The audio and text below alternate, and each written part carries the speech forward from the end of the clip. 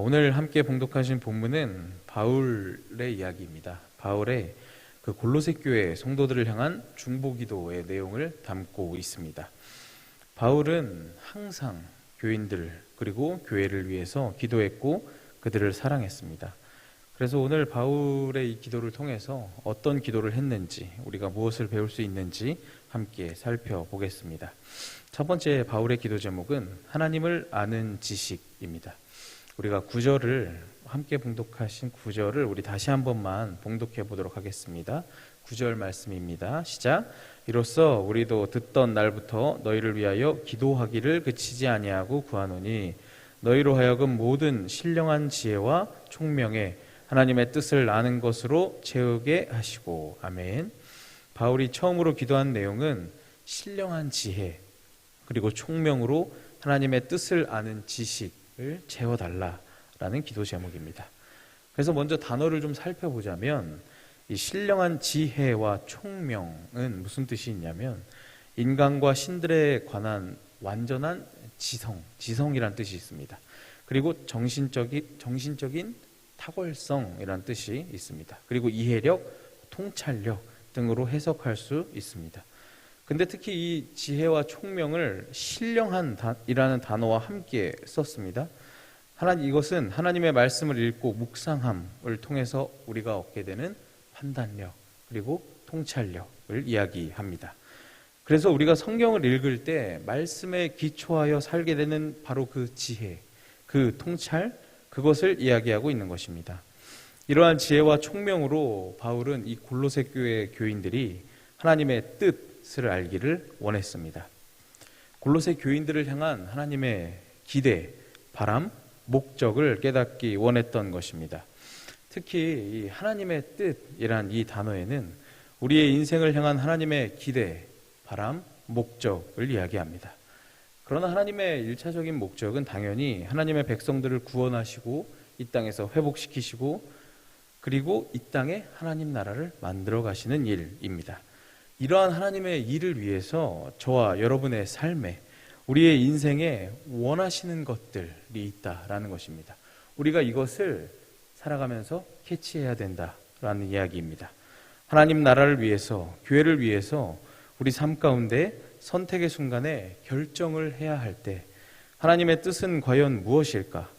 하나님은 어떤 선택을 기뻐하실까? 판단하며 선택할 수 있는 지혜 그리고 총명을 얻기를 바울은 지금 기도했던 것입니다. 옛날에 지금은 종영했지만 TV 프로그램 중에 무한도전이라는 프로그램이 있었습니다. 그 수많은 이야기 중에 이런 이야기가 한번 나온 적이 있었는데 인생은 영어 B와 D 사이, ABCD 할 때 B와 D 사이의 C이다 라는 이런 문장이 한번 나온 적이 있습니다. 이게 무슨 뜻이냐면 B는 버스입니다. 태어나다. 발음이 좀 안 좋지만 버스, 태어남과 D, 데스입니다. 죽음. 그러니까 태어남과 죽음 사이에 C, 초이스, 선택이다. 그러니까 사람들의 인생은 태어남과 죽음 사이의 선택. 인간은 태어난 날부터 죽는 날까지 좋든 싫든 자신의 인생을 스스로 선택해야만 한다. 우리는 매 순간 홀로 선택의 기로에 놓여 있다. 이런 이야기가 나온 적이 있습니다. 사람들은 생각합니다. 누군가는 나의 이 선택으로 내가 이득을 볼 것인가? 혹은 이 선택으로 나에게 불이익이 오는가? 등의 이런 기준을 삼습니다. 그러나 우리는 어떻습니까? 하나님이 기뻐하시는 선택은 무엇일까? 교회와 하나님 나라를 만들어가는데 더 합당한 선택은 무엇일까? 판단하고 선택하면 되는 것입니다. 우리의 인생의 성공은 무엇일까요? 지금 여기 이 자리에 수많은 인생의 선배님들께서 앉아 계십니다. 인생의 성공은 무엇입니까? 입신양명, 자수성가, 자녀들의 행복, 모든 사람들의 성공의 기준은 다 다를 것입니다. 그러나 적어도 그리스도인들에게 인생의 성공은 하나님의 영광을 위해 사는 삶, 예수 그리스도를 소유한 삶, 예수님을 닮아가는 삶, 하나님의 뜻을 아는 삶, 그런 인생인 줄로 믿습니다.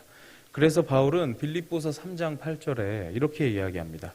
또한 모든 것을 해로 여김은 내 주 그리스도 예수를 아는 지식이 가장 고상하기 때문이라. 내가 그를 위하여 모든 것을 잃어버리고 배설물로 여김은 그리스도를 얻고. 아멘. 예수 그리스도를 얻었기에 모든 것을 잃고 배설물로 여긴다고 한 게 아니겠습니까? 이러한 삶을 위해서 우리가 지혜와 총명, 하나님을 아는 지식이 필요하지만 우리의 힘만으로는 얻을 수 있는 것은 한계가 있습니다. 그랬기에 바울도 9절에 뭐라고 기도했냐면 너희가 그 능력을 채워가라가 아니라 하나님께 채워주시기를 빕니다 라고 기도했던 것입니다. 성령님의 능력으로 가능한 줄 믿습니다. 그러므로 하나님께, 성령 하나님께 간구하심으로, 성령님의 도우심으로 지혜와 총명, 하나님을 아는 지식을 채워나가서 우리 삶 가운데 하나님이 원하시는 바로 그 삶을 살아내시는 저와 여러분들이 되시기를 소망합니다. 두 번째 기도 제목은 합당하게 살아감입니다. 우리 10절을 다시 한 번만 함께 봉독해 보도록 하겠습니다. 10절 말씀입니다. 주께 합당하게 행하여 범사에 기쁘시게 하고 모든 선한 일에 열매를 맺게 하시며 하나님을 아는 것에 자라게 하시고. 아멘.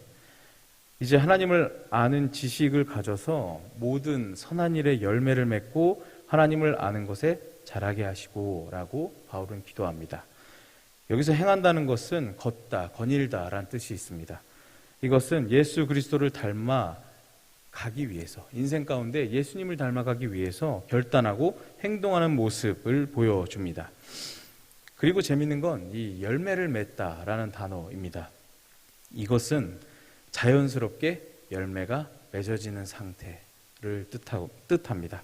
정리하면 하나님을 아는 지식으로 기쁘시게 하며 살아갈 때에, 하나님을 기쁘시게 하며 살아갈 때에 하나님 앞에서 합당하게 살아간다면 우리 삶 가운데 열매가 자연스럽게 맺혀지게 된다라는 이야기입니다. 필연적으로 열매가 맺혀지게 된다라는 이야기입니다. 근데 반대로 생각해 보면 어떻습니까? 우리 삶에 이러한 주님의 열매들이 맺히지 않는다면 우리는 돌아봐야 하는 것입니다. 나는 그럼 주님 앞에 합당하게 살아가고 있는가? 예수 그리스도를 닮아가기 위해서 내가 노력하고 있는가? 돌아봐야 하는 것입니다. 합당하게 살아간다면, 주님을 기쁘시게 하며 살아간다면 우리의 삶에 용납, 화해, 사랑, 하나됨 이런 등등의 우리 공동체와 개인, 우리 삶 가운데 아름다운 열매가 맺힐 것입니다. 그리고 하나님을 아는 것에 자라게 하시고 라는 것은 성숙해지는 것을 이야기합니다. 문자 그대로 아이가 자라서 장성한 성인이 되듯이 하나님을 아는 그 지식으로 이 지혜와 총명이 우리의 삶 가운데 실천되는 것, 하나님의 그 뜻과 그 우리가 하나님을 아는 그 지식을 우리 삶에 적용시켜 나가다 보면 우리의 삶의 성숙, 신앙의 성숙, 믿음의 성숙, 우리 삶의 변화가 나타나게 되는데, 바울은 오늘 골로새 교회 이 성도들이 이렇게 되기를 위해서 기도했던 것입니다. 우리 삶의 모든 것이 그렇습니다. 얼마 전에 우리를 가장 기쁘게 했던 뉴스 무엇이 있었습니까? 저는 개인적으로 깜짝 놀랐는데 축구선수 손흥민의 득점왕 소식이 있었습니다. 근데 그 손흥민 선수가 처음부터 완성된 축구선수였을까요? 그의 뉴스와 다큐멘터리를 보면 절대 그렇지 않습니다. 팀의 훈련이 끝나면 아버지와 같이 4시간 정도 훈련을 또 했고, 슛도 피나는 노력, 그리고 또 노력을 했다고 인터뷰를 했습니다.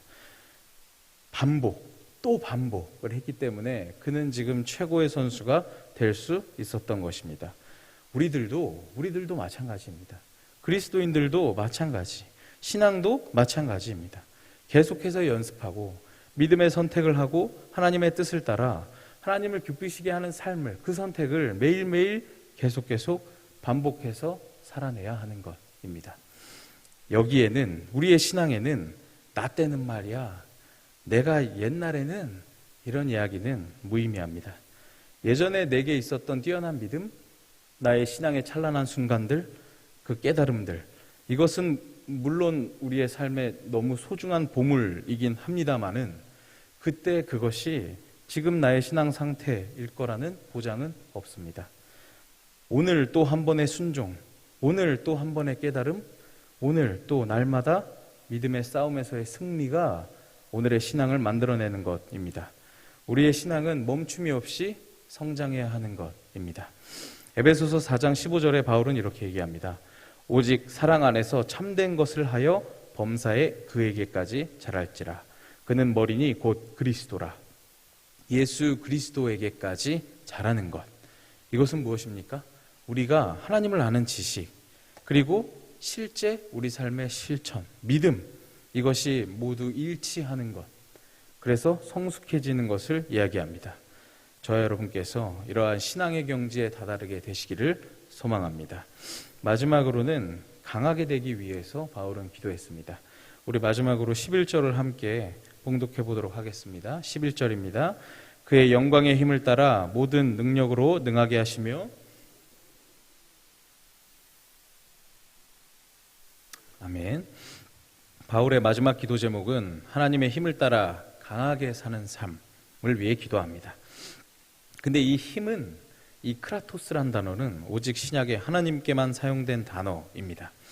그래서 신약에서 우리는 이러한 하나님의 능력을 따라서 하나님께서 부어주시는 그 힘을 통해서 모든 견딤, 오래 참음에 이르게 해달라고 바울은 기도합니다.